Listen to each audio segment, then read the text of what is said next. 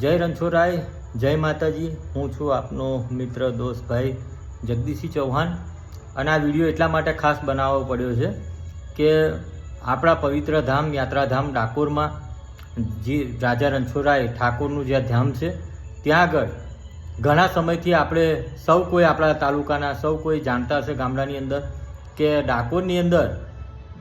ઘણી જગ્યાઓ ઉપર અને ઘણા લોકો અસામાજિક તત્વો જેવા કહેવાય કે જે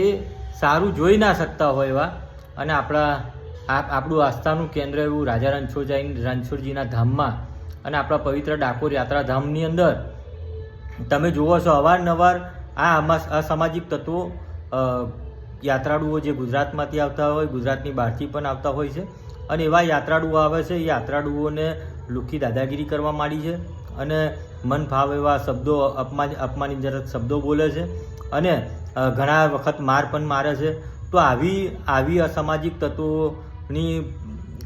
નાશ થાય અને આવા અસામાજિક તત્વોને કડકમાં કડક સજા થાય એ માટે આપણે સૌએ સાથે મળી અને કાલે તારીખ 18/11/2024 સોમવારના રોજ સવારે 10:30 વાગે આપણે સૌ પોલીસ સ્ટેશનમાં રજૂઆત કરવાની છે અને ત્યારબાદ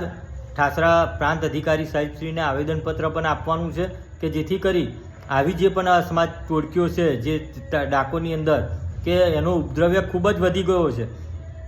આજે તો ગુજરાતમાં આવતા પ્રવાસીઓ અને બહારના લોકોને પણ આ લોકો અપમાનજનક શબ્દો બોલે છે અને આપણી ડાકોરની છબી ખરડવાનો ખૂબ જ પ્રયત્ન થઈ રહ્યો છે।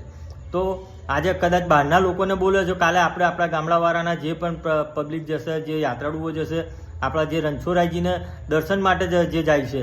આ જે પણ ડાકોરની અંદર જે વસવાટ કરતા લોકો છે અને ઘણા લોકો ભક્તિમય છે પણ આવા અસામાજિક તત્વોએ એટલી બધું ઉપાડો લીધો છે કે પ્રવાસીઓ પણ થાકી ગયા છે, કંટાળી ગયા છે અને આવા લોકોને ખૂબ કહેવા માગું છું કે ભાઈ તમારો મોઢો જોવા યાત્રાળુઓ નહીં આવતા કે નહીં તમારું ઘર જોવા આવતા કે નહીં તમારો રોડ રસ્તા જોવા આવતા કે કંઈ જોવા નહીં આવતા। ફક્ત ને ફક્ત રણછોડજી ત્યાં આગળ બિરાજમાન છે અને ભક્ત શ્રી વિજયસિંહ બોડાનાના આશીર્વાદથી અને એમના પ્રયત્નોથી એક ગરીબ પરિવારનો વ્યક્તિ બોડાના મહારાજ કે જેઓએ એમની અથાગ શક્તિ અને ભક્તિથી આપણા ડાકોરની અંદર રાજા રણછોડરાયજી બિરાજમાન છે। તો એ બિરાજમાન છે એટલા માટે તમારા ડાકોરની અંદર લોકો આવે છે અને પ્રવાસીઓ પણ આવે છે। હા, એમને ખબર ના હોય તો સાચું માર્ગદર્શન આપો, પણ એમને આ રીતે અપમાનિત કરી કે મારઝૂડ કરવી એ ક્યાંની તમારો ન્યાય છે?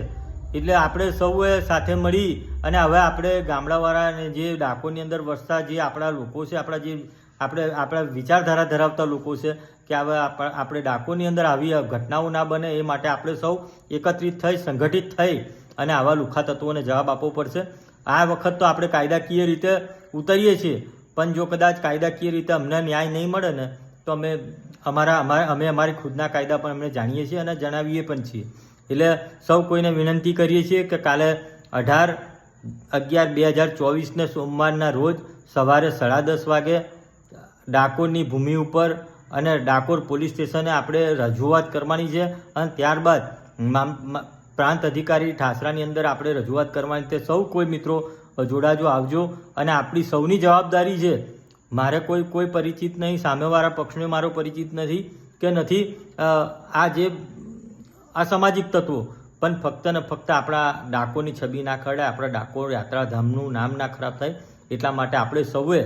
એકજૂટ થઈ સંગઠિત થઈ અને આવા લોકોને જવાબ આપવા માટે એકત્રિત થજો અને કાલે સૌ કોઈ પોતાની જવાબદારી સમજી અને રાજા રણછોડરાયજીના ધામમાં આવતા પ્રવાસીઓને સુખદ એમનો પ્રવાસ યાત્રા પૂર્ણ થાય અને સારામાં સારું અહીંથી કંઈક